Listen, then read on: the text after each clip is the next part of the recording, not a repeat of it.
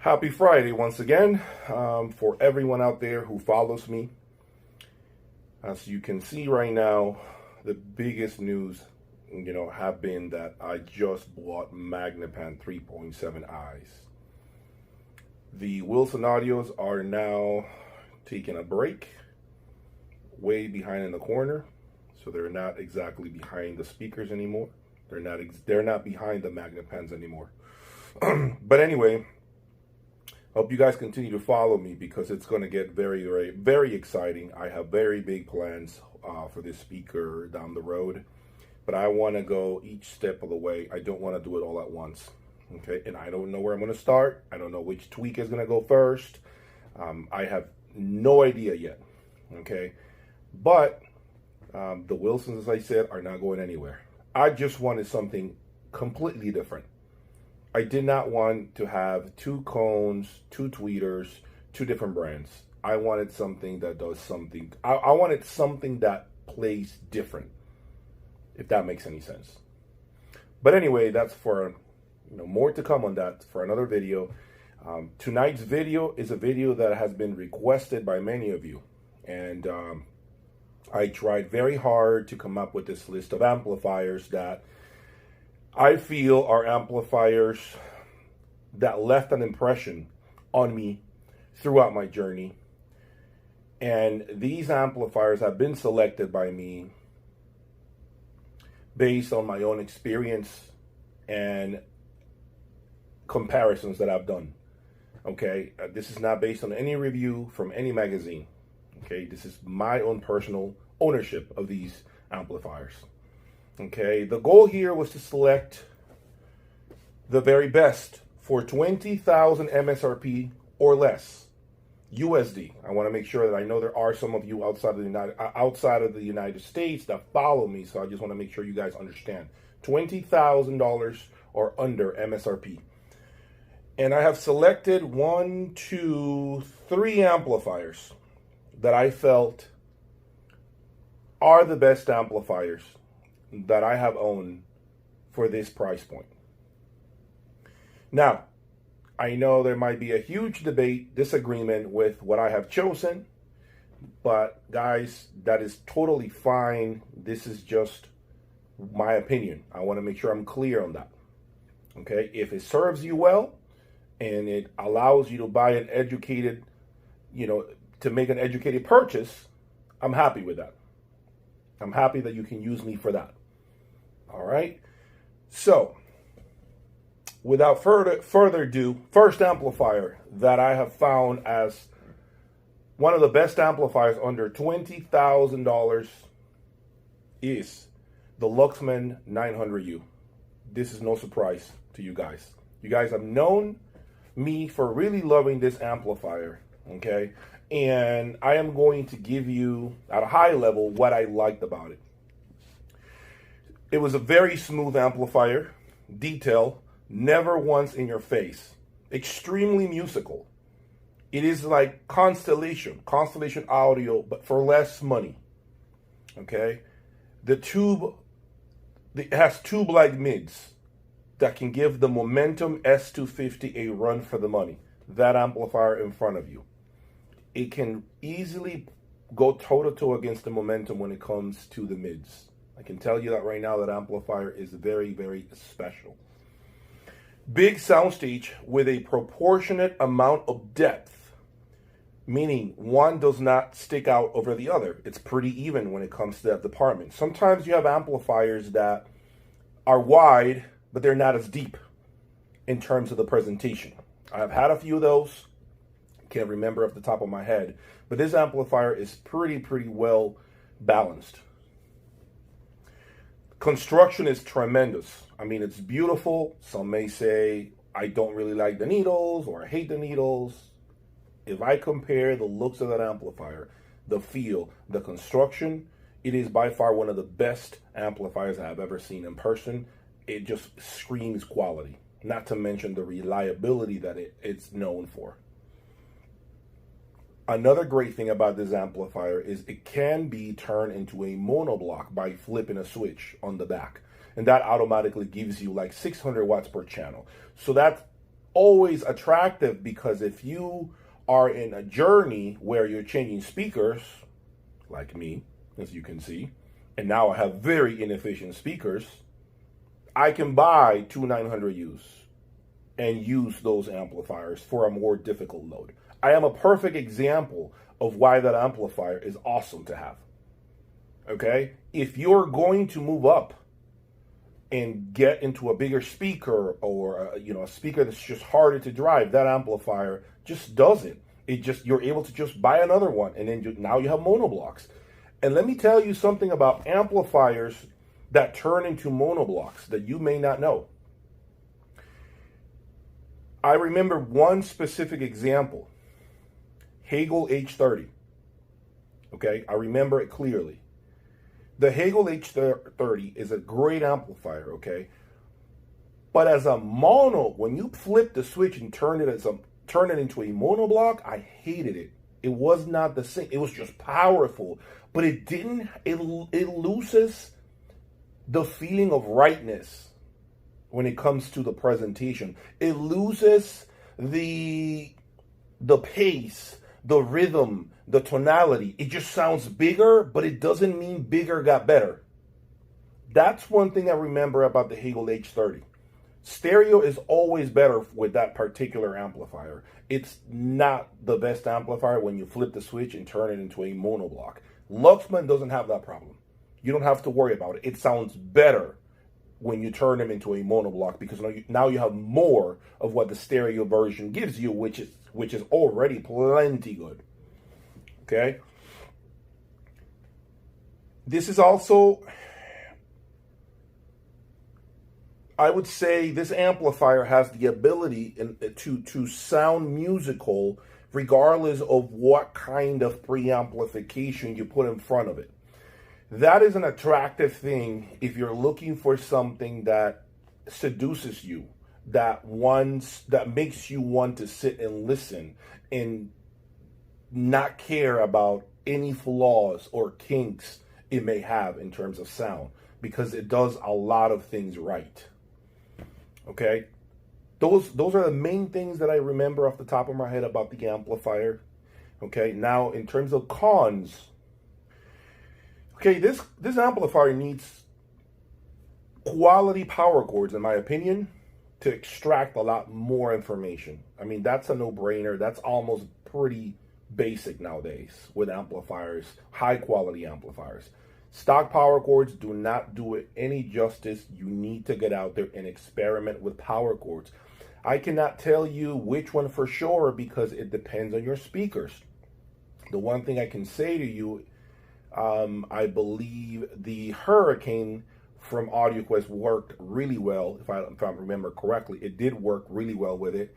I wish I would have tried the Cardus power cords that I had here before I started the channel, but I didn't. So I can tell you, it definitely sounds really amazing when you change those power cords for something of more quality. In my opinion, this is my opinion, it sounds best with the matching 900U preamplifier. I have tried the Ref 6 SE, as you have seen on my videos. I have tried the DCS Vivaldi as a preamplifier. Great combinations. I mean, I'm sure many of you would be floored by those combinations. But the 900U preamplifier adds more layering, adds a deeper presentation. It expands the size of the sound. It just submerges you even deeper. Do you see what I'm saying? So, and it's not a lot of money. So synergy exists there. So rather than you going out there and buying an expensive $30,000 preamplifier to figure it out and see how it does and burning money like that, I just say, guys, I do that. That's what this channel is for. I'm telling you right now, if you need a preamplifier, stick to the 900U preamplifier. Okay? Yeah, that doesn't mean you can't play with other brands, but don't expect to hit one out of the park that easily. That 900U preamplifier is glorious with this 900U amplifier. So the bad thing about that is that it limits your options when it comes to choosing other preamplifiers, because I feel it sounded the best with its matching preamplifier. And the last con that I have, and I don't know if this is a con, guys, but it's something that I gotta throw out there, guys. It's beginning to show age, guys. It's been out for 4 years, I believe, by now. Okay, it's beginning to show age. It has been around the block for quite some time. Now, that doesn't mean it makes it a bad purchase. It's just when you've been talking about the same thing for 4 years, it becomes old. And so you're ready for something new. Now, those of you that have never had it should try it. Definitely try it if you're looking for an amplifier under $20,000. Next amplifier is an amplifier that I had very briefly here. SimAudio 860 version 2. It's a Sherman tank when it comes to dynamics. It really just exploded. It just reminded me a lot of that Griffin Coliseum you see in front of you. It really did have this dynamic swing, the ability to punch you in the gut. It literally mauled my woofers. It was incredible, the amount of effortlessness. It has so much effortless power. It really sounded just punchy. It never quit. It just wanted for you to crank up the volume more and more and more. I was looking at some pictures online of the internals of this amplifier, and it actually looks very similar, almost identical to the 870 SimAudio. And I was wondering, wow, this looks like an 870. But I did speak to SimAudio, and it does sound better than the 870, according to what I was told. I have never owned the 870, I must say that.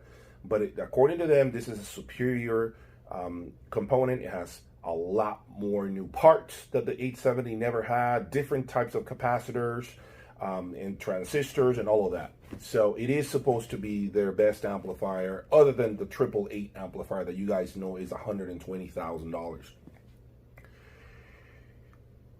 The high frequencies on this amplifier do not have any sort of grain or harshness. Zero. It doesn't matter what I used. They never got jumpy. They never got, fatiguing. They never did, guys. I can tell you, even with the stock power cord, it never got fatiguing to me. The highs are very smooth, very controlled, airy. There was a lot of depth, and they were very feathery, if that makes sense. The imaging was beautiful. I remember listening to a song, can't remember the name of the song, that I know very well. And I remember the imaging and the instrument separation on this amplifier was incredible.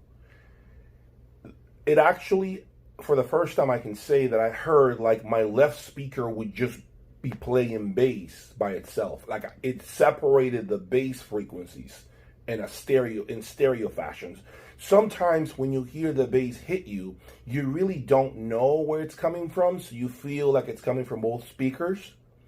But this amplifier actually lets you hear if it's the speaker on the left or the right that's giving you the bass, depending on where the instrument is placed. And I thought that was incredible.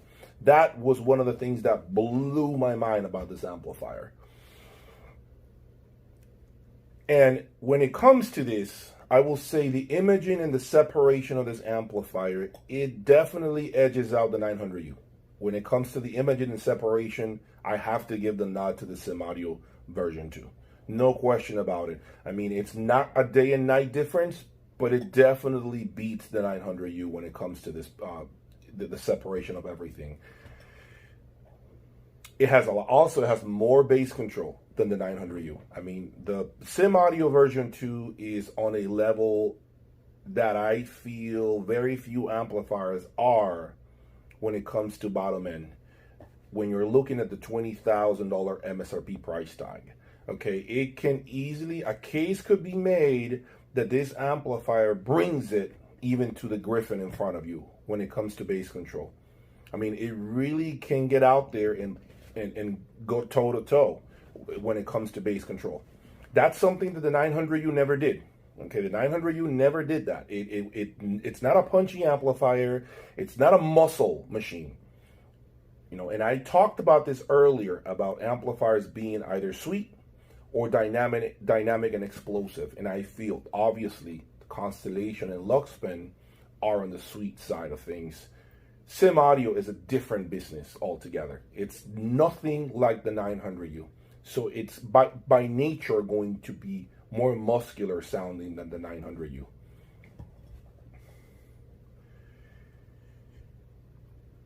The soundstage size is just as big as the 900U. They both have incredible top to bottom, left to right, expansive soundstage. So really, when it comes to that, you shouldn't be too concerned. They both present you in a huge presentation. Construction, top notch, guys. I love the Sim Audio. I've always loved the way they look, the way they feel. The chassis is very sturdy, very thick aluminum. It doesn't feel cheap by any means. It doesn't feel like a Marantz receiver on the top when you tap it, right? That it just vibrates. No, there's no funny business with an amplifier like that. It's very well made, very well constructed. Now, also a great thing is this amplifier can be turned into a monoblock like the Luxman 900U that I talked about. Okay, you can also do that with this amplifier, and I think this is, I never got to do it. I was going to do it, guys. Just to be honest with you, that amplifier was on loan. I wanted to play with it. I wanted to break it in, have initial impressions, be the first one out there to talk about it. But I am sure that amplifier in mono mode is mind-blowing. I am positive. Don't be shocked if I buy 2 of those next and power my magnet pans with that. Don't be shocked. Don't be shocked if I decide to go in that direction.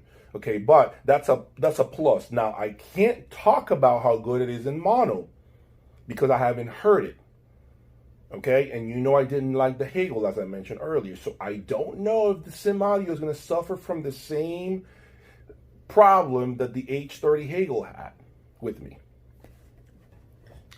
Cons. One of the cons of this amplifier, and some people might see it as a con, if you're that person that hates leaving things turned on all the time, you have to turn off your equipment, you don't like to be wasting energy, you are concerned with your light bill. Well, I gotta tell you, the Sim Audio sounds best when you leave it on and never turn it off. This amplifier takes days to sound good. And I'm not talking about just this one specifically. I'm talking about even my MK1 that I had before, the 860 version 1 that I had before, which was already broken in. It takes days or weeks for it to sound good. I do not know why, but it does. I mean, and it's the same thing for this one. It feels like the magic leaves the moment you unplug it and those capacitors begin to empty. It just feels anemic. It needs to be left on at all times, never powered off, in my opinion, to really get the best out of it. So it's not a plug and play amplifier, essentially. That's not an amplifier that you plug and play and you're expecting to hear everything it can do. It doesn't work that way with Sim Audio. Another con, if you want to call it con, depending on who you're talking to, it's not as musical as the 900U. Okay, the 900U, as I mentioned earlier, has DNA in it that makes it a musical amplifier. It's tuned to sound musical. Regardless of what you do to it, it is always going to sing to you. The Sim Audio is it's more neutral, so it doesn't really steer in that direction, and it has more of that punchy feeling to it, but it never leans towards the musical side of things. Now, here's the thing though, for those of you who, need to know this, extra information, you can make a neutral amplifier turn just a little on the sweet side by adding a tube preamplifier. You can tweak, and even cabling. You can add cabling that sounds more musical, like the wire roll platinum that I have here. And it helps to turn that amplifier into a sweeter amplifier. But you cannot turn a sweet amplifier into a neutral amplifier. You can't dry it up, for lack of a better word. You can't. It's impossible to do that. When the amplifier is tuned, when it's tuned to sound sweet, there's nothing you can do about it to make that go away. It's inside the amplifier. Nothing you can do about it. Okay, remember that. So tubes are always going to sound like tubes, right? You can't turn those into solid state. I mean, I'm sure there might be a tube amplifier out there that can do that, okay? But I'm saying, you get what I'm saying, right? It's very difficult to, I mentioned this earlier, actually, where you can think about it like this.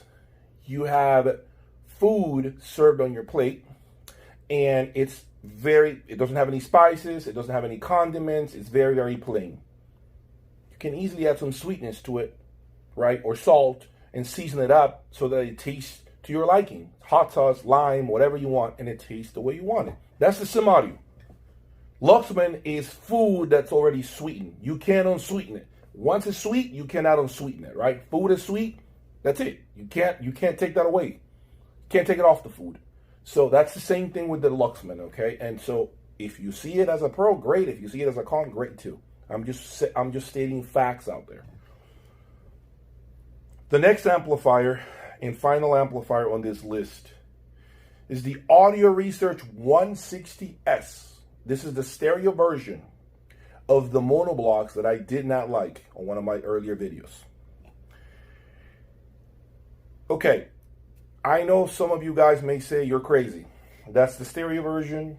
That's no different than, that's the same sound as the monos. I'm here to tell you guys, it is not the same amplifier. I don't care what anyone tells you. That amplifier sounds way better than the monos. The 160S sounds way better than the 160Ms. Okay, I'm telling you, it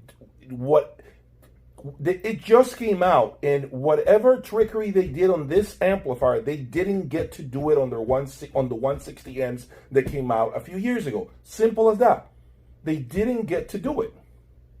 Okay, if you turn the lights off on this amplifier, if you turn the lights off in your room and you turn it on, you would swear you're almost listening to a solid state amplifier, but with the vocals of a tube amplifier. Okay, it's dynamic as hell. It's punchy. It's got the tube mids, of course, beautiful highs. Soundstage height and depth is really some of the best out there. It sounds more immediate. It's faster. It's got less of the common slow pace that most tube amps have.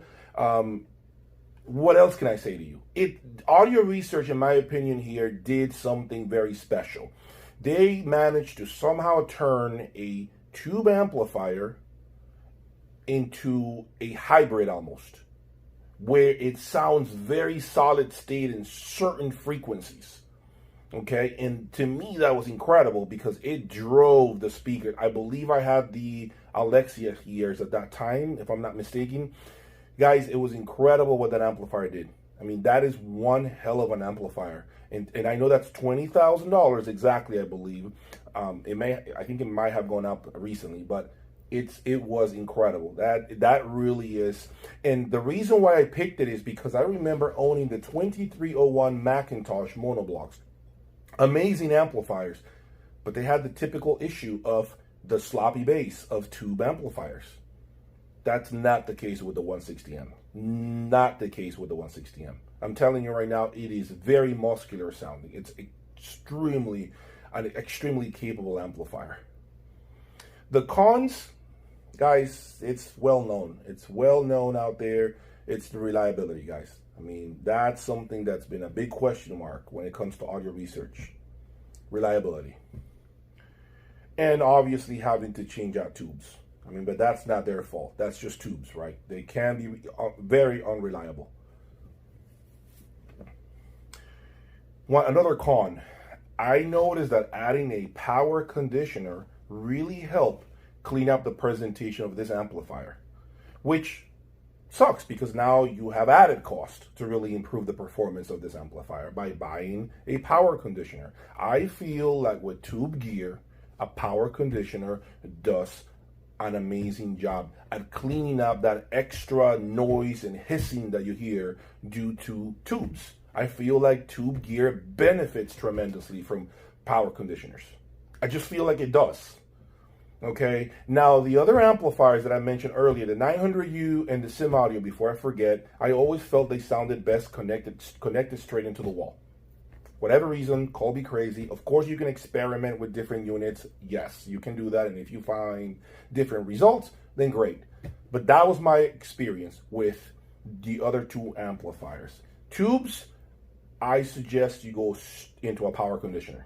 I feel like it helps enhance the presentation even more. Okay, so those are my top 3 amplifiers, $20,000 and under. I do have 2 honorable mentions, 2 amps that I need to mention because I think that they're incredible amplifiers and they need to be called out here, okay? Number 1 is the Plinius SA103. Punches way above its weight. It's old school Class A that continues to deliver a musical presentation. It's got the amazing ability to choose. You have the amazing ability to choose Class A or Class AB in order to say power, or depending on the type of speaker that you got. It can be converted into a monoblock, and I have heard that it does really well as a monoblock too. It doesn't have the issues of the Hagel.